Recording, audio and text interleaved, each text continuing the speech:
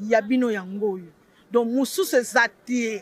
Donc boko senti bilei nango, boko découvrir ma solo belé, boko mona makambo belé donc c'est per sabino et longola bino ma ba souci banine. Donc si tu na bino yango. Boyo ki yango hein. Bisous bisous. Bisous bisous bisous bisous bisous bisous bisous bisous bisous.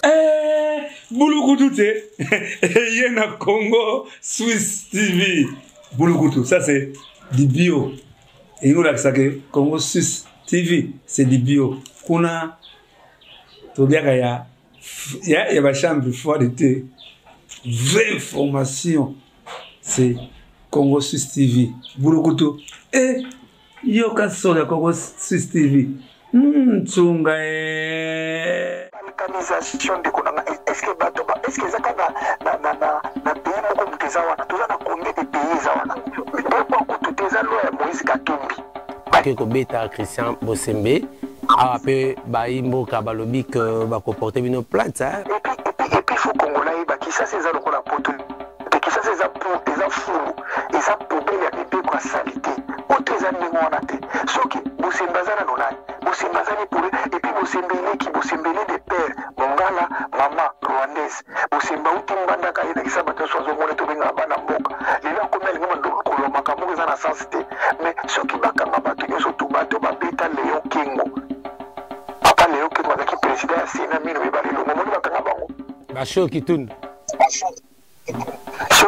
beta makasi na Londres bakanga bato donc Kalev ministre muta Kalev muto babeta yawa de lokola Charles de Gaulle na bataille de pes na bajeli bo agressa ki asali nini sasa awa na poto bato babetisi eza bandeko na UDPS dans ce qui tolandi bien bami bato ba betie zape bataille de pes bataille de pes babetisi et puis balobi ke ono opération commission beti na poto babeti bandeko na bino bana bango basi na bango famille na bango ezao na ko dima famille to ko bango en otage au beba bomba bacha na poto emettre mteko salama bana yo moni bana famille bazala kisasa ebite bana muzitu bazala kisasa te bana jampe mdo bazala kisasa te bana ya muzitu bazala poto bana ya loi chani obacheli loi chani na Moïse Katumbi bana ne bazala poto presque bango nyoso bana bazala poto siko soki bo toucher ba tukula na kisasa bongo bana na bino te ba école batanga te ba famille na bino to kutana na bango awo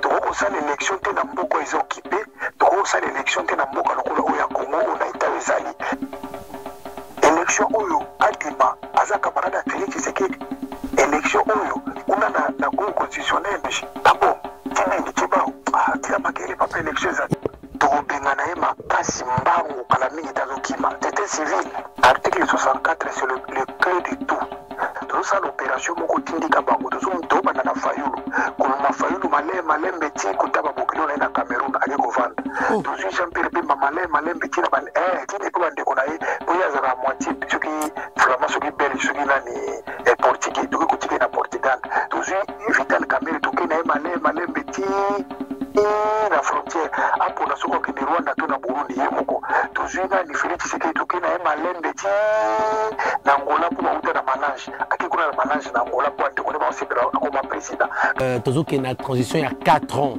donc de 2023 à 2027 le président Félix Ozara pouvoir celui qui a la transition Félix Abozala Félix aloba na biso boy aloba na 2018 alobi soki kaka Kabila azata na mokolo moko akotika na koleka te soki mandane esili obe kotambola likolo ya bakadavre na biso tozuka maloba wana totyeli kaka ntango ezosila mbo tobengani bango mbala moko aza na ata mokolo moko tokopesa ezo te Vital Kamerhe bafinga ye moyibi Vital Kamerhe bafinga mwasi na ye moyibi bana moyibi kongo moko bafinga ye moyibi ajimi receveur akoko lia mbongo te sa chauffeur ayeba obosani ondani 20 ans na 2019 siko 2019 ti lelo tokomi na 2023 20 ekoki bongo ndenge azongi ministre économie ozu ancien criminel Jean-Pierre Bemba bozongi chez suna mais choix à Jean-Pierre Bemba quand même c'est un bon choix non ils ont fait un choix pour aller à Bapikine comment ça oui azaka monoko afingaka nanu bato sa azalaka ministre tozoyeba te turo ya kosala nini to otalela ye batikali mpe na manda moke te bani bakokende bino yango oyo donc mosusu eza te donc boko senti bilengi nango boko découvrir masolo ebele boko mona makambo ebele donc esepelisa bino elongola bino mwa basusi banini donc site na bino yango oyo boyoki yango bisous bisous. Bisous, bisous, bisous. Merci. Na pesibino mpote mingi où vous allez à travers le monde, vous continuer à s'abonner massivement na chaîne Nabino, na confiance au beaucoup Pesakabiso. En tout cas, vous s'abonner, vous liker ma vidéo, vous partager les lots et ça les lots, vous ne serez jamais déçus. Nango, pourquoi les lots, mesdames et messieurs, moko. Il y a des analystes politiques, des combattants, à vivre à Libanda et Mboka. D'abord, un mot pour le Congo. Merci, le Congo a un problème. Le Congo a subir injustice, il y a homme politique, a subir tout sorte de méchanceté, il y a homme public, tout sorte de calomnie, tout sorte de mépris, tout sorte de bassesse, il y a politique, y compris les pasteurs, pareil, ils ont détruit les mères, il y a les Congolais, ils ont détruit tout ce qui va pour les Congolais à émerger pour la lobby. Très bien. Merci Turamboma, vraiment, on a rappelé Batotozano en duplex. Alors Turamboma, comme on a ndenge makambe ko kende lelo na niveau ya Est boyebi ke bunaga na le to ko kende plus d'une année déjà. Donc ezaki bakanga ki ango na bayi M23 soutenu par le Rwanda, mais ba se retiraki. Na se retiriana to comme on a force et assez ba ko ba ke FARDC et comme wana te bango jusqu'à ce que bako sala moi ce qui ko sala pe nettoyage et faire des roya bako permettre à ba congolais ba civil ne bako kota kona bino ba des sobo comme on ndenge nini nini bombo ina kisima wana. C'est la balkanisation, je me boyembe. Et sa balkanisation. Et puis sa balkanisation à ciel ouvert. Mais je me boyembe. Vous êtes le président de la République. Oui, président de la République, c'est un garant de la Constitution, garant de la nation, père de la nation. Oui, ils ont garantir l'intégrité de Mboka no Mobimba. Ce que comme na Mboka moko oyo bande ba Congolais bazan accès à kokota te mena kata Mboka na bango. C'est déjà une balkanisation, tout ça la boy. Tout ça en Allemagne et en France, bazan bitumba lelo. Bolo baké balma pour tout France na Belgique pardon. Bazan bitumba. Boya kuluba na français qui beaucoup na lilité parce qu'ils ont zone tampon et ça bino kokota te ba Belgique kokota te tika na bongo na limite ba français. Les causes appellent stratégie défend parce que bande koloka ba négocier ce qui peut pas bimisa bango bien. So ba moni bino to se bitumba se intensifier pour bamba kende. Cause appellent stratégie. Est-ce que bande ko na ba komi na moya koloba na kati ya Congo un rebelle Fernand Jimmy Boyembe na biko za mutamaile makazi rebelle comme pesa injonction na un état. Mboka nini kondi ma rebelle sala ndengwana. Pesa na mboka moko kondi ma rebelle pesa bango condition ke tokobimate. Et puis bazo ko sabino na kata moko moniza na zone tampon wana na bunagana yeba ke batu administration zo saliza M23. Et c'est ba congolais te. Bango ba bien l'administration tikali ya bango. Parce que ça bande ko nanga yango na zolo afu fungola misu. Félix Tshisekedi c'était malheur congolais. Félix Tshisekedi mal chance ni que wite papa Tshisekedi ko yakotike la biso moto na mboka na biso yango tozo sibir makambo. Mais za balkanisation papa ngwanda lobaki biloko misatu. Azole Félix akoya kufungola bino misu. Nzambe asali ke mwana wana ya bo misu nini ba ekayo ezaki na misu mabino ekwea. Mission Félix Azenango ezali misato.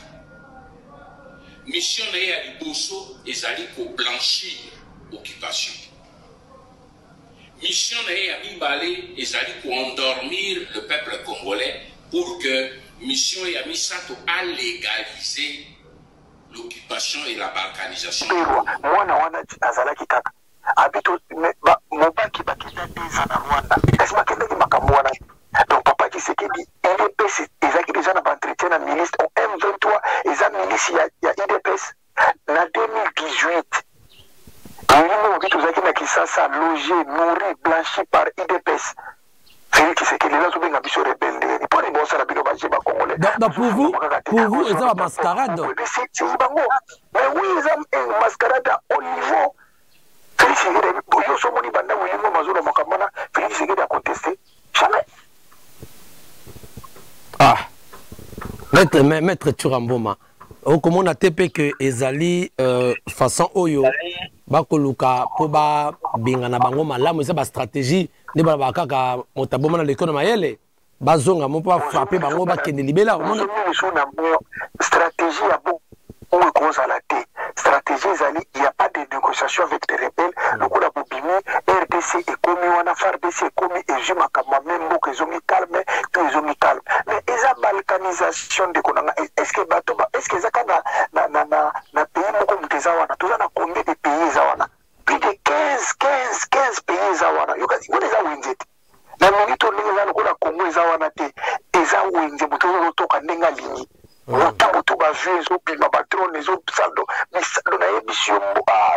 pendant que Bazarana, qu'est-ce qu'ils font maintenant? Qu'est-ce qu'ils font?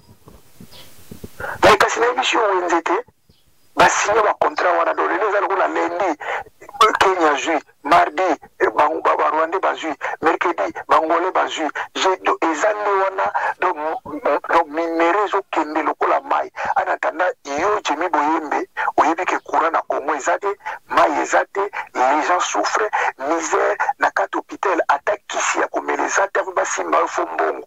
Na mboka oyo sala mabiloko ndengo. Jimmy na mawa pona bandeko a est. Yango no boyina to féliciter ba brave omba mai. Ba kotisa ba bazui minduki ba kobunda contre bateau. Brave, maï, félicitations, tous en abîme ensemble. Vous avez autochtones, vous avez force négativité, vous avez congolais d'origine, de père et de mère. Vous avez des talibans, c'est le monde entier. Mais nous, nous avons au Pakistan. Maître Churamboma, bon, il y a Noël Chani sur la loi naïe de père et de mère. Bien, comment on les c'est malade, on peut pas nous recevoir quand même pour tout, comment on est. Eza loi Chani wana eza loi moko ezalaka nango déjà Mobutu mais pas la loi te et pas Mobutu c'est le bomaki déjà eza loi ya sikate même la Bible ezali na Deutéronome mais eza nango loko sikate mais c'est encourageant quand même non tokoko otaye ko tia loi wana ayebi makambo azo expliquer est-ce que eza loi ya congolité to eza loi de père et de mère ayebi ko expliquer te. Mais il faut, pour accéder à ma poste, il faut être né papa congolais, maman congolais de 100%. Mais pourquoi il y a un moment où ceux qui n'ont pas de oui, ça existe. Mais tant qu'il y a un brassage, un mixage, il y a un général, un abattoir. Général l'armée n'a pas caporal l'armée rwandais. Pas que nous avons nationalité naïe. Kagame réclamera toujours à un Congolais. Moi, tu as le bien à un Congolais. Congolais. Moi, je crois que l'on est Moïse Katumbi. Pas à la frappe. Ah, donc, pour nous, il y a loi de poids de mesure. Pourquoi tout est à loi Moïse Katumbi? Bakili Moïse Katumbi loi wana parce que pour pas écarter la élection mais ce qui te l'a dit Moïse Katumbi quand tu as besoin loi wana te pour Moïse Katumbi yé moko le papa na ya juif maman na yé zambien moi si na yé rwandaise moi na yé aza député na Tanzanie kuna bongo siko aza congolais na sigani bongo sala loi na muto ko tana congolais te et c'est Moïse Katumbi c'est venu aza congolais na sepeli so na moni muzito yako misalo biki failo za Congolais te tango na lobaki likambo aboy bato monde test olobi loba na ngai chura failo lobiki muzito lobi failo za Congolais oui mais tu ramboma yo zo soutenir ba propos ya muzito sur la nationalité à Martin Fayulu na soutenir yango po lobi akeyola kisa ndako na bango na bandeko na ye isiki za na mboka na loba likambo wana na mboka boli la muka alors moi, tu es beaucoup comme la Mouka, c'est pas bien. Mais il y a la Mouka, et puis la Mouka, vous tapez ça comme la Mouka, ils ont fait le Tshisekedi, ils ont président de la République, vous tirez la Mouka, il y a ça, la Moussa Bino, déjà comme président. Ah bon? Mais oui. Alors, si quoi, dans le lobby, bateau bazola dans la Mouka, n'a pas vulnérable, bateau bazo souffrir de vulnérabilité. Pour Nani Martin Fayulu, a joué flambeau, a pesé Nico Mayengélité. A pesé professeur Kaleli. Tika nazoya pour nani na pesi pengete pour nani na pesi Serge Welote pour nani na pesi Ale Bolo Chwate avec le papa moko fatigué de vivre na pesi et c'est là que ça binote balingi renouvellement jeunesse et puis vous couvrir la bavantire ndengo mawa ah bon ok Maître Touramboma, qu'est-ce qui se passe le oyo quand même bo kanela bayi combattant mais boké ko beta Christian Bosembe après bayi mboka balobi que ba ko porter une plainte kuna na poto parce que Bosimbi une autorité quand même au comment on dit que ça vous fait peur déjà. Non et puis faut congolais ba qui ça c'est ça le la poto qui ça c'est ça pour les afou et ça poubelle ya bébé quoi salité poto za ndenge wana te soki Bosembazana nonani Bosembazani pour et puis Bosembele de père Mongala maman rwandaise Bosemba utimbanda ka ina kisaba to sozo mole to binga bana mboka lila komel ngama ndolo makambo za na sensité mais soki bakanga bato nyoso to bato ba beta Léon Kingo papa Léon Kingo azaki président ya Sénat mino mibale longo moni bakanga bango ba show kitundu so kitunda beta makasi na Londres bakanga bato Kalev ministre Kalev Mouton ba beta ya na aéroport à Charles de Gaulle na bata IDPS na Pacheli bakanga Pacheli si Pacheli akichunga na kisasa bakanga ite bonani n'importe quoi makamba papa malukuta wana yemo ko makura na ba premier belé ya retraite azo kokata yo kanga bato pona un certain Bosembe na se pelika po commission boxer na kimokolo isali na bien. Mais c'est Maître Touramboma, mais pourquoi vous agressez qui à Salinine? Il y a juste agression. Bato a IDPS balobi ke Bosembe poste wana zo me était ils posté il y a makasi et bomi na yete. Boyoka déclaration ya Chim c'était o ya IDPS ça ça lobi ke ya ki kuna lobaka tena motute abengi motute donc to ça tu mi makamuna yo wana te. To bazo ni à partir de mutazo ni wana secrétaire général ya IDPS ya France za la kisasa. Awa na poto bato babetisi eza bandeko na IDPS. Oyo bazalaki na bango na lino moi bakenda kofunda na ye na police kaka bango na bayako benga bakomata boke lobeka ye kuna asoka bate aye wana pesa bato ka ba $5 ba $10 ayaki na mbongo ebele ya gouvernement donc moni bayako beta ye makasi wana ayaki na mbongo ebele IDPS batrairi bon selon bango bata IDPS bango basouffrana bango ensemble biso toyebi te donc ce qui tolandi bien bami bato babeti ye eza mpe bata IDPS bata IDPS babetisi ye eza babetisi babengi bakombata baya kobe ancien combattant ya IDPS nde babetisi ye po Bosemba ya wana ça fait 3 jours baye kobete samedi ayaki banda mardi nini baye kobete samedi bayebi kautaki Stin azozonga ye wana komi eza na hotel bokota aza na chambre soki 121 so chambre combien nyonso tona bakombata bayebaki ndenge kasi bata IDPS mais tomonaki bato ya bataillon de Front Populaire bango baagresse ye kasi oui bata Front Populaire kasi botuna pourquoi bato bata Front Populaire bayeko agresse bayebaki ndenge bato wana IDPS omoni bazalaki na Bosembe tala image wana bato bazalaki na Bosembe ntango na insert bato bakende kofunda na Bosembe na police misato baza na bango babengai bakombata me baza mpe baluba bato ya IDPS.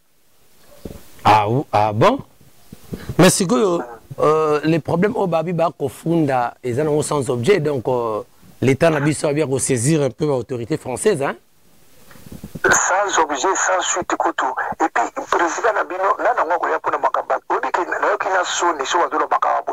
Il y a un peu d'exemple, ceux qui tournent ma bêta, et donc, on est dans le gouvernement. Il y a saisir France, car elle est là pour habiter Bosembe. Et puis, balobi que oh non, opération, commission, la poto, abeti, bandeko Nabino. On perd des belles autorités, il y a RDC, parce que na bango, basi na bango, famille na bango, les arbres. Là, na kodi ma famille to kama ngwa notage, on peut pas bacha. Mais ce qui se coba, Maître Touramboma, ce qui se coba attaquer binopi ana, qui disait oui, bazubaye avec na famille à Touramboma attaquer sikoyo. Non mais on a poto emettre mtego salama. Emettre mtego salama. Bayebi représailles na ngobatuna, nini représailles ezalaka. Eza emettre eza na combattant moko bako toucher na famille était pour bango baza na famille baza na intérêt awa kolenga kuna ya kisasa. Ah bon? Ah oui? Yo na peso question moko bo. Bana yo moni bana famille baza na kisasa. Habité. Bana msitu baza na kisasa te, bana jampe mno baza na kisasa te, bana ya nani ya msitu baza na poto, bana ya loi chanio bacheli loi chani nani Moïse Katumbi bana ne baza na poto presque bango nyonso bana baza na poto siko soki bo toucher ba tukula na kisasa bongo bana na bino to yeba école batangaka to yeba famille na bino to kutana na bango awo bino ndi boza na problème. Ah Mais tozana mboka oyo makolo abetama mbata wa boma mutu wana te bozotala mboka tozalaka te moto alandi mpe na président de république mbata na mataba basali eloko te ozomona ngo malamu tokabiyo bozakana yomona okisa to bosala balwela biyo nde bolingi. Maintenant, j'ai entendu parler, bon, nous avons utilisé conditionnel, il semblerait que il faut 3 personnes, je crois, dans l'une des provinces, c'est vrai? Soza na problème ya irrégularité osali ba crime ozo commettre ba délit ndi ba mona ke oza pe na mokanda te ozo sala ba délit mais ce oza na mokanda oza difforme osali délit oza na famille papa ça n'a rien à voir avec refouler mutu te ba otika na refouler mutu te ola la na bino pongi ti tozo benga na Félix na okendo mona makabitika na ngobie. Mais ce que bino bokoloba bino bato ba mitu na question maître Churamboma bino boko bunda bozali bana boko lia ba beefsteak boko lia ba hamburger boko lia boko la malamu mais boko tinda bato ba bunda basana kisasa nzala bino komba nini o à part ne boko beta bozo penser nini bozo penser que De Gaulle a bunda ki na France te totanga histoire ngana De Gaulle za ko bunda wapi na Angleterre obosani Deko na bunda na Frada mapili na ita bunda libanda kula na Angleterre bazalaki bien mazo bunda kuna bandeko bazalaki na France bazalaki na captivité après ayeko libéré bango ndenge moko na biso ndeko na ngai Jimmy Boyembe ozolo bakuza journaliste ndenge to sala na biso ko ete kure ko kata na bosa la groupe na 21e siècle mboko izana ba barrage plus de 4 inga boba imbongo banini nyoso tuwana mais vous trouvez cela normal tala bibale na bino izana ba mission makasi mais mboso alobike bibale na biso eza contrôler na biso mo eza contrôler na banguna et osala bino solité kuto tuna pena question bodo yindi mo fe na condition kisasa na bomona ko eza bien bona bino eza bien totika na biso ko bundisa bato to boza bien korezomi ma eza bien transport eza bien bato akomolela de message de l'endi mama le lobi mardi banoko bale lobi mercredi bana bale tout tout ça normal na kisasa ya biso to lobate heureusement article 64 zo banda na poto et banda na kisasa soulèvement populaire nige dogo la sala ka poto na kisasa dans soulèvement populaire article 64 zo banda na poto kasi déjà le mbongo ya mara moyinda we babo simbi wana ya entraînement zo banda ya mape ya makasi bokomona na kisasa la moto. Mais pourquoi ne pas attendre que tu organises des échéances électorales déjà c'est déjà calendrier donc voter au comment on a dit que au lieu de faire partir candidat au bon moment à la tête. Mais dans le pays où se contredire makasi et au lobby na ngakuna na est pays place moko eza kuna ba congolais bazate siko tolosa l'élection na une moitié à est eza kokanga mara paya non eza na bongo te est-ce que ni soko ekoko lobana ni mais na 2000 mais tu vois na 2018 to sale peka bongo est-ce que vous allez kana ma problème est-ce que il faut to continuer on a tout l'inga qui tout le monde pas ni tout le kabila longo kasi poto changer makambo na soki eza pas ezo ngabongo ti ani to benga na kabila donc on sait l'élection te na mboko ezo occupé donc on sait l'élection te na mboka lokola oya Congo on a été ezali tozo benga et puis élection ni lozo lobana ngai élection oyo adima aza camarade Félix Tshisekedi élection oyo on a na cour constitutionnelle d'abord mais est-ce que s'il n'y a pas d'élection, qu'est-ce qui va se passer maintenant? Tu sanctionner c'était civil. Ah bon, Maître Churamboma, c'est que nazunga mamoke ba musicien ba kolela mingi ba sali nini parce que ba fa bazongela boboma quoi ba musicien quand même Maître Chura. Est-ce que na lobby ko bikengele we ka musanga na ba Congolais pourquoi balinga okendeka na maka musique yebisa ngai est-ce que ekolo ekufi na kisasa wana wili ba Kongo kendaki na mbongo 2 millions aza na parlement za musique santé ekufi na kisasa bozo ko ka vivre te na santé kisa komeleza te za makambo ba combattant mai eza te courant eza te vie sociale eza makasi et baby eza makambo ba combattant Gims mwana wa moke azolo bana bino ke ba musicien nyoso ba koma ba politicien lokuta ya solo Et puis na ina tu na yo boye ndeko Jimmy Boyembe pona likambo lobi na ngai na lobi banda 2012 tina 2018 soko za sincère pesa ngai nzembo oyo ba mise ba boka Félix Tshisekedi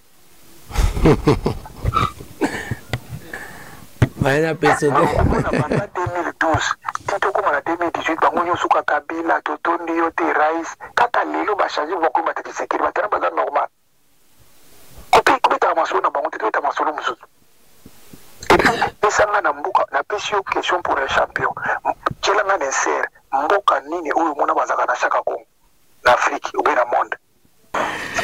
Voilà, mesdames et messieurs, je crois bien Tozana en ligne na Maître Churamboma l'imbattable à partir de France. On dit que Solanaye Makambo Oyo est allé Congo démocratique parce que quand le pays ne va pas bien, donc il faut que les Congolais puissent battre les mains parce qu'il n'y a pas d'autres personnes au Bakolobela à part nous les Congolais.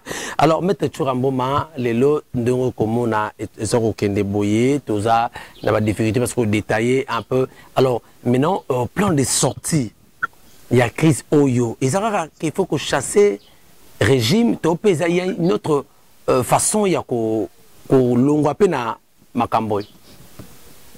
Non, article 64 c'est le clé de tout. Article 64 est l'obinini. Ceux qui sont politiciens bakangi bino pouvoir na makasi et que vous se reconnaître vous lié vous melaté bakangi bino tout autoritarisme vous avez droit à kotelema na nzela kotambola ko chasser bango ndelo ko tozosala opération moko tindika bango tozoba na fayulu ko mafayulu malembe ti kotaba bokilo na Cameroun ake ko vendre tozu Jean-Pierre Bemba malembe ti na ban ti ko bande ko na ye boya za moitié soki vraiment soki belge soki nani portugais to ko tike na Portugal tozu Vital Kamerhe to ke na malembe ti la frontière apo na soko ke Rwanda to na Burundi yemoko tozwina ni Félix Tshisekedi to ke na malembe ti na Angola pour bauta na malange ake kuna na malange na Angola pour ande kone ba sepela comme président tous les politiciens faut kolongola bango na Congo parce que ceux qui va longwe qui va assumer nani quoi cause la Bogota nani parce que eto comme la jeune oyo oh ngala candidat mais pour sous-estimer oui, mais tous à la paix clair quand même. Et à te que je m'improvise dans la vie na commis, non quand même. Parce que quand transition le ponayo fait la ka fayulu fait la ka muzito on est besoin de sous-estimer la zokam on a papa Kalele est fatigué de vivre et faiblard allez aussi ma drapeau donc le pays il faut bien besoin estimer na 2000 parce que Tolanda qui Eli Kapendo à ça qui point de presse ils allaient qui mokolo ya vendredi passé hier na point de presse né abimisi pe plan na ye à sali calendrier na ye à lobby que toujours qu'il y a une transition il y a 4 ans donc de 2023 à 2027 voilà c'est le APCP calendrier na ye pendeni marambako leka tout ça yo moni ngene on a Eli Kapendo Eli Kapendo ancien cofondateur il y a Afdel appelé le général c'est-à-dire à travailler à l'époque tout ça bon il y a la présidence attention il y a tout créé au Conseil national de la transition Azabandi bakoma milisho makambo to kondi makambo 4 ans c'est trop transition za 2 ans aza ventile c'est le bas ba congolais au diaspora bi vraiment to linga ko mingi mais to mono kuti na ba ventile alors aza pe moto to benga na parmi ba article 64 mais maman il faut qu'on parle de 2 ans 2025 mais président Félix Ozara na pouvoir ya okumba celui to sali transition Félix Ozara Kabila Félix aloba na biso boy aloba na 2018 alobi soki kaka Kabila azata na mokolo moko akotikala koleka te soki mandane esili ube kotambola likolo ba cadavre na biso tozuka maloba wana totyeli kaka ntango ezosila mbu tobengani bango mbala moko azana ata mokolo moko tokopesa eso te donc c'est la même procédure au cas où il n'y a pas d'élection tokotya maloba Félix Tshisekedi ayebisaki Kabila à l'époque na 2018 tokotyango mpe na action na 2023 c'est tout de toute façon vous avez des messages au combat tant que vous avez oye esili wana bakongolete olali bamama te na paye du peuple bazoyebisa nini bayembeli toto message ezokoma jimi boyemba ata bino bozodéforme yango oyo ati ezokotala mitu ya bakongole tokobengana bato ya bientôt tokobengana bango kimia ezozonga na mboka nini baimboka bakoko retenir par rapport ya ndenge tosololi makambo etali mboka na biso tozo retenir ke na utomona garçon moko autokufa wana soki asalaki partout soki babomi ye police basile policière donc eza soni mingi mpo na bakongolais il faut basalaka mosala malamu ya bien toza na colonel moko aza wana ya mwasi komona ye colonel mimi azotravaille malamu mpo na makambo wana bapesaka ye makambo wana batindaka bapolisi akende kobomaka bato mpona makambo eza na ntina te epuis dede nango eloko na ngai na bakisa namoni basali remaniement Vital Kamerhe bafinga ye moyibi Vital Kamerhe bafinga mwasi na ye moyibi bana moyibi kongo bafinga ye moyibi nga nalobaka na yo Jimmy boyembe na émission nga nalobi Jimmy receveur akokolia mbongo te sa chauffeur ayeba obosani suni langage nayebi émission wana siko nalobaka na émission na yo baluka ngo epa na yo na bi receveur akolia mbongo te sa chauffeur ayeba Félix Vital Kamerhe aza koloba chaque jour ke naza kosala makambo nyonso sur l'impulsion chef de l'état naza na banotification na ye te moyibi babimiseli vol intellectuel bakondani ye 20 ans na 2019 siko 2019 ti lelo tokomi na 2023 20 ekoki bongo ndenge azongi ministre économie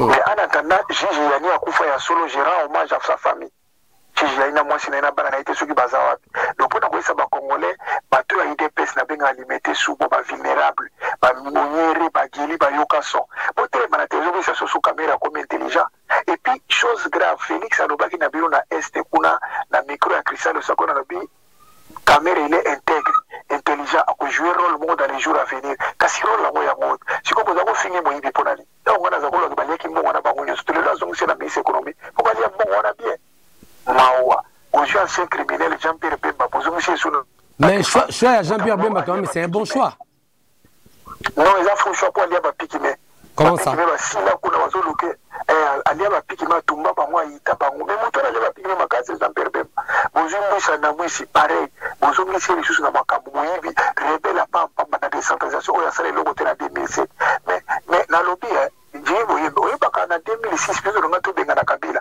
moto aloba na biso ke mama batela mwana na yo okutana nanga na nzela Jean-Pierre Bemba andima l'inacceptable na chèque blanche asenga biso pardon ayebisa biso chèque blanche ezali nina inacceptable soki baprofesseur baza mayele opération mbudi balingi bapesa bango bapakisa baprofesseur $100 moto aboya moto ayi ministre économie Jean-Pierre Bemba lelo nakomi moto malamu Merci beaucoup, Maître Churamboma. Banome Zela Paitikali nani moto moko asuka banome Kabulo. Oui. Azaka monoko afingaka nanu bato sa azala ta ministre tozoyi bate turu akosala nini totalela ye batikali mpe na manda moke te bani bakokende.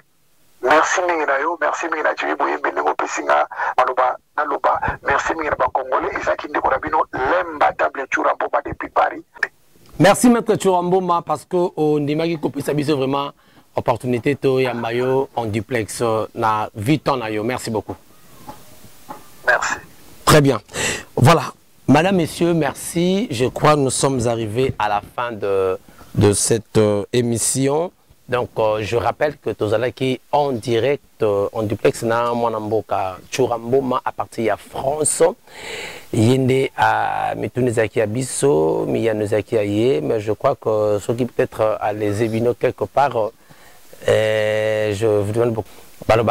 Les propos tenus n'engagent que son auteur. Nous avons posé des questions et quitte à lui maintenant de nous répondre. Merci, madame, messieurs. Abonnez-vous massivement à la chaîne Nabino. Continuez à vous abonner massivement à la chaîne Nabiso. Vous ne serez jamais déçus. Quant à moi, Jim Boyembe, votre humble serviteur, autrement dit, l'ambassadeur de la joie, je vous dis au revoir. Donc, moussou se zati, donc beaucoup senti bilei nango, beaucoup découvrir ma solo belé, beaucoup mona makabo belé, donc c'est per sabino et l'on labino ma souci banine, donc si tu n'abino yango, boyo ki yango, bisous bisous. Bisous bisous bisous bisous bisous bisous bisous bisous bisous. Boulou Yena Congo Swiss TV. Boulou ça c'est du bio. Et nous là ça que Congo Swiss TV, c'est du bio. Kuna, il y a ma chambre froide d'été. vraie information, c'est Congo Suisse TV. Bulukutu.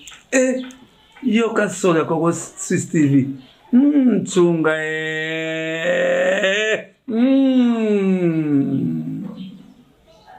Oui, bana poto, bana bipa union saison bino Holanda biso.